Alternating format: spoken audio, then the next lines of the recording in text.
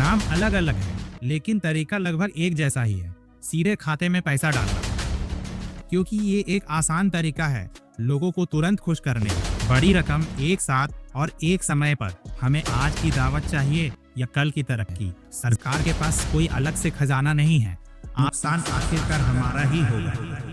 मान लीजिए आपके घर में एक शादी है, एक मेहमान आता है, वो आपको 5,000 का शगुन देता है और चला जाता है। लेकिन एक दूसरा मेहमान आता है, वो आपको पैसा नहीं देता, वो आपके छोटे बेटे और भाई का हाथ पकड़ता है और कहता है मैं इसे एक ऐसा हुनर सिखाऊंगा जिससे ये हर महीने 30 से 40 हजार रुपये कमा सकेगा। अब ज़रा खुद से पूछिए, कौन सा मेहमान आपका असली भला चाहता है? वो जिसने एक दिन की खुशी दी या वो जिसने पूरी जिंदगी का रास्ता दिखा दिया? नमस्कार, मैं हूं सैम्स और आज हम बात करेंगे चुनाव से ठीक पहले मिलने वाले उन शगुन के लिफाफों की जिन्हें सरकार कभी 2,000 या कभी 5,000 या कभी 9,000 के रूप में हमारे खाते में डालती है। आज का सवाल सीधा है, हमें आज की दावत चाहिए या कल की तरक्की?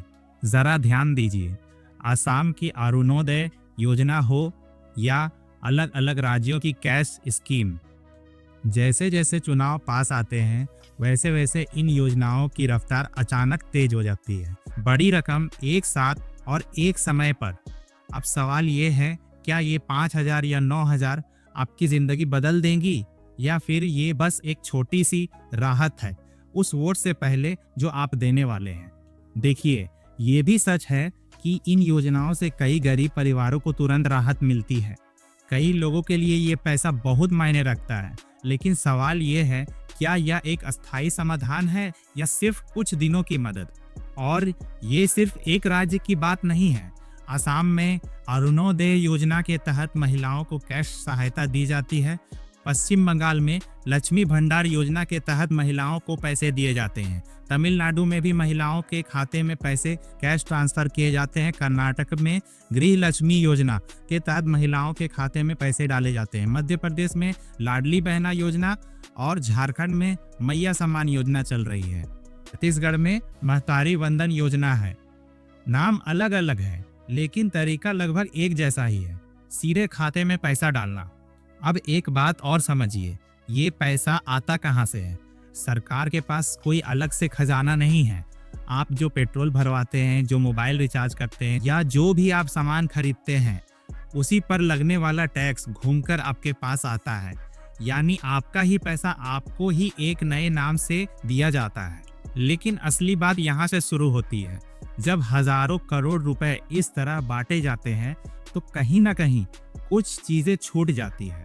सोचिए, अगर वही पैसा आपके इलाके में एक अच्छा सरकारी अस्पताल बनाने में लगता, आपके बच्चों के बेहतर स्कूल और कॉलेज बनाने में इस्तेमाल होता या आपके सड़कों और बिजली को सुधारने में लगता, रोजगार के लिए इस्तेमाल होता, तो क्या फर्क पड़ता?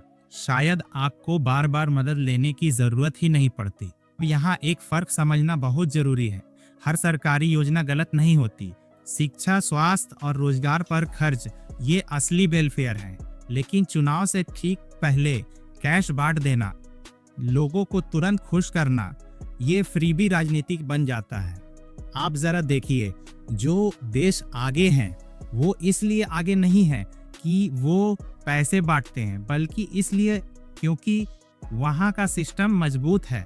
शिक्षा, स्वास्थ्य और रोजगार। और आज लगभग हर राज्य में हर पार्टी किसी न किसी रूप में यही काम कर रही है, क्योंकि ये एक आसान तरीका है लोगों को तुरंत खुश करने का। तो आज सवाल सिर्फ 2,000 या 9,000 का नहीं है। सवाल यह है, आप अपने अगले 5 साल देखना कैसा चाहते हैं? थोड़ी देर की राहत या एक मजबूत भविष्य?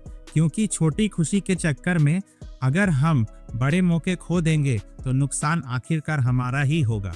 अगर आपको ये बात सही लगी तो इस वीडियो को जरूर शेयर करें ताकि और लोग भी समझें। मैं हूं सैम्स, मिलते हैं अगली वीडियो में।